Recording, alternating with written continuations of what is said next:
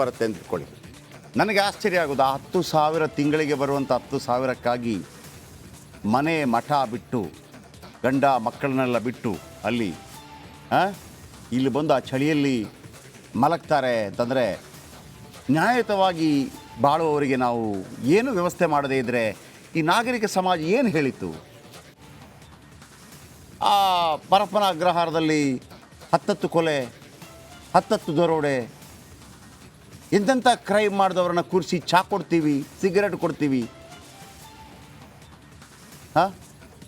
ನ್ಯಾಯಯುತವಾಗಿ ಕೆಲಸ ಮಾಡೋರಿಗೆ ಇಲ್ಲಪ್ಪ ಇವ್ರಿಗೆ ಮಾಡಬೇಕು ಅಂತ ಯಾಕೆ ಅನಿಸಲ್ಲ ನಿಮಗೆ?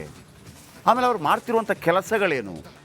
ಈ ಮೂಲಕ ಒಂದು ವಿಚಾರ ಹೇಳ್ತೀನಿ ವೀಕ್ಷಕರೇ, ಯಾರೆಲ್ಲ ಫ್ರೀಡಮ್ ಪಾರ್ಕ್ನಲ್ಲಿ ಇನ್ನು ಮುಂದೆ ಯಾರೆಲ್ಲ ಫ್ರೀಡಮ್ ಪಾರ್ಕ್ನಲ್ಲಿ ನ್ಯಾಯಯುತವಾದ ಹೋರಾಟವನ್ನು ಮಾಡಲಿಕ್ಕೆ ಬರ್ತಿರೋ, ಯಾರೆಲ್ಲ ನ್ಯಾಯಯುತವಾದ ಹೋರಾಟವನ್ನು ಮಾಡೋಕ್ಕೆ ಬರ್ತಿರೋ, ಬರೋದಕ್ಕೆ ಒಂದು 2 ದಿವಸ ಮೊದಲಾದರೂ ನೀವು ರಿಪಬ್ಲಿಕ್ ಕನ್ನಡ ಚಾನಲ್ ಬಳಿ ಬರಬೇಕು.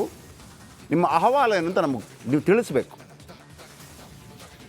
ನೀವು ಹೇಳ್ತೀರಿ ನಾವು ಏನು ಫೋನ್ ಮಾಡಿದ್ವಿ ಮತ್ತೊಂದು ಮಾಡಿದ್ವಿ ಅಂತ. ಹಾಗಲ್ಲ, ಅದು ಅಷ್ಟು ಈಸಿ ಅಲ್ಲ. ಅದು ಬನ್ನಿ, ಒಂದು 10 ಜನ ಬನ್ನಿ, ಒಂದು ಬಂದುಬಿಟ್ಟು ಒಂದು ರಿಕ್ವೆಸ್ಟ್ ಅಂದರೆ ಹೇಳಿ ನಮಗೆ. ಯಾಕೆಂದರೆ ಈಗ ನೀವು ಏನು ಮಾಡ್ತೀರಿ, ಸಮ್ಟೈಮ್ಸ್ ನಾಳೆ ಇದೆ ಅಲ್ಲಿ ಪ್ರೊಟೆಸ್ಟ್ ಆಗ್ತಿರುವಾಗ ಫೋನ್ ಮಾಡ್ತೀರಿ. ಸಮ್ಟೈಮ್ಸ್ ನಾವು ಬೇರೆ ಬೇರೆ ಕಡೆ ಕ್ಯಾಮ್ರಾವನ್ನು ಕಳಿಸಿರ್ತೇವೆ, ನಿಮ್ಮನ್ನು ಅಡ್ರೆಸ್ ಮಾಡೋಕ್ಕಾಗಲ್ಲ, ಆಗಿರೋದಿಲ್ಲ, ತಪ್ಪುಗಳಾಗತ್ತೆ. ಅದು ನಮ್ಮ ತಪ್ಪುಗಳಲ್ಲ, ಪ್ರತಿಯೊಬ್ಬರಿಗೂ ನಾನು ಹೇಳೋಕ್ಕೆ ಇಷ್ಟಪಡ್ತೀನಿ. ಇನ್ನು ಮುಂದೆ ಒಂದು ಭರವಸೆ ಕೊಡ್ತೀನಿ, ರಿಪಬ್ಲಿಕ್ ಕನ್ನಡದಲ್ಲಿ ಇದೊಂದು ಆಂದೋಲನ ಅಂತ ತಗೊಳ್ಳಿ. ನೀವು ಯಾರೂ ಇಲ್ವ ನಿಮಗೆ ಫ್ರೀಡಮ್ ಪಾರ್ಕ್ನಲ್ಲಿ ಹೋರಾಟ ಮಾಡುವಾಗ? ನಾವಿದ್ದೀವಿ, ನಮ್ಮ ಬಳಿಗೆ ಬನ್ನಿ. ನಮ್ಮ ಡಿಬೇಟ್ಗಳನ್ನು ಅಲ್ಲಿಂದಲೇ ಮಾಡ್ತೀವಿ. ಸ್ಮಿತಾ ರಂಗನಾಥ್ 1 ಗಂಟೆಗಳ ಕಾಲ ಅಲ್ಲಿಂದ ಡಿಬೇಟ್ ಮಾಡಿದರು, ಇಂಚಿಂಚು ಮಾಹಿತಿಗಳನ್ನು ಕೊಟ್ಟು. 9 ಗಂಟೆ ಪ್ರೈಮ್ ಟೈಮಲ್ಲಿ ನಾವು ಬ್ಯಾಕ್ ಟು ಬ್ಯಾಕ್ ತಗೊಂಡ್ವಿ. ಆ ನಂತರ ಸತತ ನ್ಯೂಸ್ಗಳನ್ನು ಕೊಟ್ವಿ. ಕೇವಲ ನ್ಯೂಸ್ ಕೊಡೋದು ಮಾತ್ರವಲ್ಲ, ನೀವು ನಮಗೆ ಹೇಳಬೇಕು. ಆಮೇಲೆ ಸತ್ಯಾಸತ್ಯತೆಯನ್ನು ಕೂಡ ಹೇಳಬೇಕು. ಏನು ಸತ್ಯಾಸತ್ಯತೆ?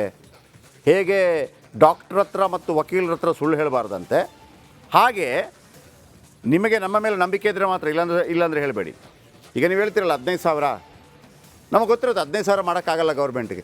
ಅಟ್ಲೀಸ್ಟ್ ನಾವು ಕೇಳ್ತೀವಿ, ಮಿನಿಮಮ್ ನಿಮಗೆ ಎಷ್ಟು ಆದರೆ ಸಮಾಧಾನ? ಒಂದು 10,000 ಆದರೂ ಕೂಡ ಸಮಾಧಾನ. ಆಗ ನಾವು ಒಂದು ಫೋರ್ಸ್ ಮಾಡೋಕ್ಕೆ ಈಸಿ ಆಗುತ್ತೆ.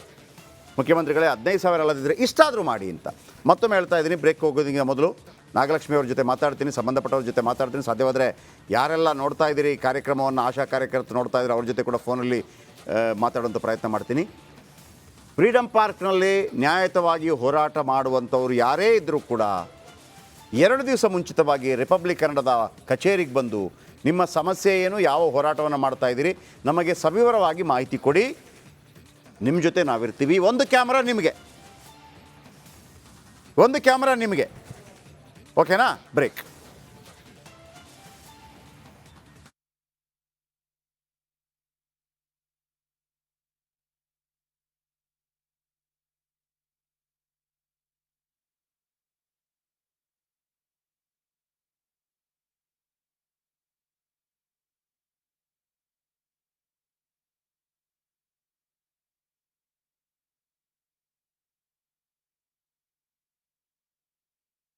ಹೇಳ್ತೀನಿ ಅಂತಂದರೆ ಆಗಲ್ಲ.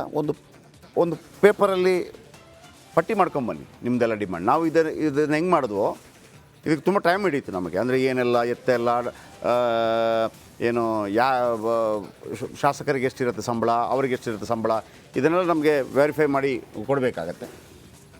ನಾವಿರ್ತೀವಿ, ನಿಮ್ಮ ಜೊತೆ ಇರ್ತೀವಿ. ಎಂಥದೇ ಹೋರಾಟ ಆಗಿರಲಿ ನಾವು ನಿಮ್ಮ ಜೊತೆ ಇರ್ತೀವಿ. ಇಲ್ಲಿ ನಿಮ್ಮ ಪಾರ್ಟಿ ನಾವು ನೋಡಲ್ಲ, ನಿಮ್ಮ ಜಾತಿ ನೋಡಲ್ಲ, ನಿಮ್ಮ ಧರ್ಮ ನೋಡಲ್ಲ, ಯಾವುದು ನೋಡಲ್ಲ. ನೀವು ಈ ಭಾರತ ದೇಶದ ಕರ್ನಾಟಕದ ಪ್ರಜೆಗಳು, ಸಮಾಜದ ನಿಮ್ಮ ಬೇಡಿಕೆಗಳೇನು ಸಂವಿಧಾನಬದ್ಧವಾಗಿ ಮತ್ತು ಪ್ರಜಾಪ್ರಭುತ್ವ ವ್ಯವಸ್ಥೆಯಲ್ಲಿ ಏನಿರುತ್ತೋ, ಕಾನೂನುಬದ್ಧವಾಗಿ ಏನಿರುತ್ತೋ ಅದನ್ನು ನಾವು ಖಂಡಿತವಾಗ್ಲೂ ಮಾಡ್ತೀವಿ. ನೋಡಿ, ಮೊನ್ನೆ ನಾನು ಹಾಕಿದೆ ಕೈದಿ ಸಂಬಳ 14,000, ನಮ್ಮ ಆಶಾ ತಾಯಂದ್ರಿಗೆ ಕೊಡೋ ಸಂಬಳ 7,000. ಇಂಥ ಪಾಯಿಂಟ್ಗಳೇನಾಗುತ್ತೆ ನಮಗೆ ಸರ್ಕಾರದ ಗಮನ ಸೆಳೆಯೋಕ್ಕೆ ಈಸಿ ಆಗುತ್ತೆ. ಸಿದ್ದರಾಮಯ್ಯನವರೇ ನೋಡಿ, ಯಾರಾದರೂ ಕಳ್ಳಕಾಕರು ಹೋದರೂ ಕೂಡ ಜಾಸ್ತಿ ಇರುತ್ತೆ, ನಮ್ಮ ತಾಯಂದ್ರಿಗೆ ಯಾಕಿಲ್ಲ ಅಂತ ಕೇಳ್ಬೋದು. ಸೊ ಇದೆಲ್ಲ ಹೇಳಿದ್ದಕ್ಕಾಗಿ ನಾವೇ ಮಾಡಿದ್ವಿ ಅಂತಲ್ಲ, ನಾವು ಅವರು ಒಂದು ದೊಡ್ಡ ಸಪೋರ್ಟ್ ಮಾಡಿದ್ವಿ ಅಂತ. ಅದಕ್ಕೆ ತಾಯಂದ್ರು ಒಂದು ಥ್ಯಾಂಕ್ಸ್ ಹೇಳಿದ್ದಾರೆ ರಿಪಬ್ಲಿಕ್ ಕನ್ನಡಕ್ಕೆ, ಕೇಳಿಸ್ಕೊಳ್ಳಿ.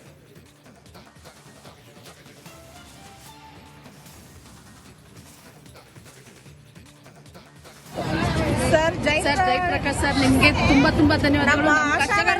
ಕಷ್ಟದ ಬಗ್ಗೆ ಯಾರು ರಿಪೋರ್ಟಿಂಗ್ ಮಾಡಿಲ್ಲ ಇದುವರೆಗೂ. ನಾವು ಕಾಲ್ ಮಾಡಿದೀವಿ ಹೆಲ್ಪ್ ಲೈನ್ಗೆ, ಪ್ರತಿಯೊಂದು ಟಿವಿ ನ್ಯೂಸ್ ಚಾನೆಲ್ಗೂ ನಾವು ಕಾಲ್ ಮಾಡಿದೀವಿ, ಯಾರು ಪಿಕ್ ಮಾಡಿಲ್ಲ. ಬಡವರು ಹೊಟ್ಟೆಗೆ ಯಾರು ಒಂದು ತುಟ್ಟು ನೀರು ಸಹ ಅಲ್ಲ, ಏನು ಕೊಡಲ್ಲ ಅಂತ ಗೊತ್ತಾಗಿದೆ ಕರ್ನಾಟಕ ಚಾನಲ್ಗೆ. ನಮ್ಮ ಚಾನಲ್ ಧನ್ಯವಾದಗಳು ಸರ್. ನಿಮ್ಮ ಮಾತುಗಳು ನಮಗೆ ತುಂಬಾ ಖುಷಿ ಕೊಡ್ತು, ಇನ್ಸ್ಪಿರೇಷನ್ ಆಗಿದೆ ಸರ್. ಜಯಪ್ರಕಾಶ್ ಸರ್ ನಿಮ್ಗೆ ತುಂಬಾ ಧನ್ಯವಾದ. ಓಕೆ, ಇದರ ಜೊತೆ ಇಡೀ ಹೋರಾಟಗಳನ್ನು ಸಂಘಟಿಸೋದು, ಅವ್ರನ್ನ ಕರ್ಕೊಂಬರೋದು ಅದೆಲ್ಲ ಈಸಿ ಅಲ್ಲ, ಭಾಳ ತಲೆನೋವಿನ ಕೆಲಸ. ಪಾಲಿಟಿಷಿಯನ್ಸ್ಗಳೇ ಅದು ಈಸಿ. ಬಿರಿಯಾನಿ 500 ರೂಪಾಯಿ ಕೊಟ್ಟರೆ ಬಂದುಬಿಡ್ತಾರಲ್ಲ, ಇವ್ರನ್ನ ಹಂಗಲ್ವೇ ಮನವೊಲಿಸಿ ತರಬೇಕಲ್ಲ. ಸೊ AUTC ಅಧ್ಯಕ್ಷೆ ನಾಗಲಕ್ಷ್ಮಿ ಅವರು ತುಂಬ ಕೆಲಸ ಮಾಡಿದ್ರು. ನಾಗಲಕ್ಷ್ಮಿ ಮೇಡಮ್ ನಮಸ್ತೆ. ಸರ್ ನಮಸ್ತೆ. ಜಯಪ್ರಕಾಶ್ ಸರ್ ಹೇಗಿದ್ದೀರಿ? ಹಾಂ ಸರ್ ಚೆನ್ನಾಗಿದ್ದೀವಿ. ನಮಗೊಂದು ಖುಷಿ, ನಿಮ್ಮ ಹೋರಾಟದಲ್ಲಿ ನಾವು ಕೂಡ ಒಂದು ಸಣ್ಣ ಪಾತ್ರ ವಹಿಸಿದ್ವಿ ಅಂತ. ಖಂಡಿತ ಸಣ್ಣದೇ ದೊಡ್ಡ ಪಾತ್ರನೇ ವಹಿಸಿದ್ದೀರಾ ಸರ್. ಅಲ್ಲ, ನನಗೆ ಒಮ್ಮೆ ಆಶ್ಚರ್ಯ ಆಗೋದು ಒಂದೇ ಹೇಳ್ತೀನಿ. ಬಹಳ ಧನ್ಯವಾದಗಳು ಸರ್. ಅಲ್ಲ ಪಾಪ ಈ ತಾಯಂದ್ರನ್ನೆಲ್ಲ ಹಿಂಗೆ ಒಗ್ಗಟ್ಟು ಮಾಡ್ತಿರಲ್ಲ, ಕರ್ಕೊಂಬರ್ತೀರಿ, ಆಮೇಲೆ ಗಂಡಸರಾದರೆ ಒಂದು ವಿಚಾರ ಬೇರೆ, ಎಲ್ಲಾದರೂ ಹೋಗಿ ಟಾಯ್ಲೆಟೋ ಮತ್ತೊಂದೋ ಮಾಡ್ಕೊಂಬರ್ತಾರೆ. ನಿಮ್ದು ಹಂಗಲ್ಲ. ನಾವು ಆದರೆ ಗಂಡಸರಾದರೆ ಎಲ್ಲೋ ಒಂದು ಸ್ನಾನ ಮಾಡಿಕೊಂಡು ಬಟ್ಟೆ ಬರೆ ಅಲ್ಲೇ ಬದಲಾಯಿಸ್ಕೊಂಡ್ಬಿಡ್ತೀವಿ. ನಿಮ್ದು ಹಂಗಲ್ಲ. ಆ ಮಕ್ಕಳನ್ನು ಕರ್ಕೊಂಬರ್ಬೇಕು. ಗಂಡಸರು ಬಂದರೆ ಮಕ್ಕಳನ್ನಂತೂ ಕರ್ಕೊಂಡೇ ಬರೋದಿಲ್ಲ, ಹಾಲು ಉಣಿಸೋಂಥ ಮಕ್ಕಳಿರ್ತಾರೆ. ಇಂಥ ಒಂದು ಸ್ಟೆಪ್ ತಗೊಳ್ಳೋಕೆ ನಿಮಗೊಂದು ಭಯ ಆಗಲ್ವ, ಏನಾಗ್ಬಿಡುತ್ತೆ ಏನು ಎತ್ತ ಅಂತೇಳಿ? ಖಂಡಿತ ಸರ್. ಈ ಹೋರಾಟ ಶುರು ಮಾಡಿದಾಗಿಂದ ಎಲ್ಲ ಆಶಾ ಕಾರ್ಯಕರ್ತೆಯರು ಸುರಕ್ಷಿತವಾಗಿ ಮುಟ್ಟೋ ತನಕ ಸಾಕಷ್ಟು ಆತಂಕ ಇರುತ್ತೆ ಸರ್.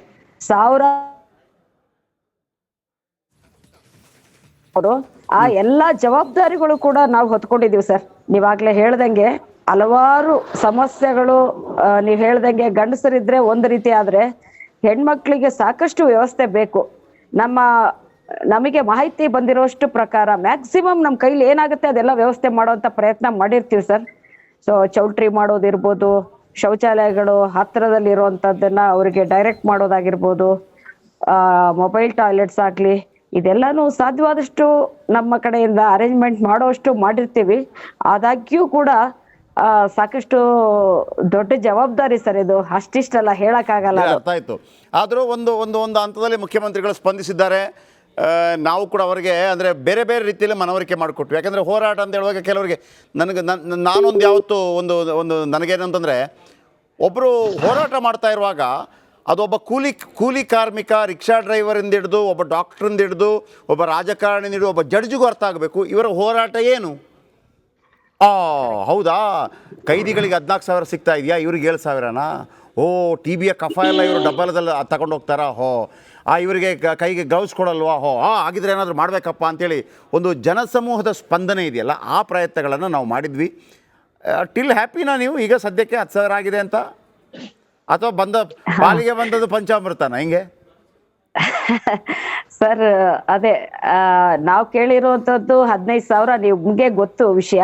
ಇವತ್ತಿನ ಬೆಲೆ ಏರಿಕೆ ದಿನಗಳಲ್ಲಿ ಈ 15,000 ಕೂಡ ಏನು ಜೀವನ ಸುಧಾರಿಸೋದಕ್ಕೆ ಆಗುತ್ತೆ ಅಂತಲ್ಲ,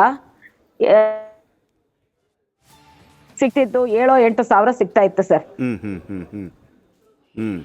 ಈಗ 10,000 ತನಕ ಮಾಡಿದ್ದಾರೆ.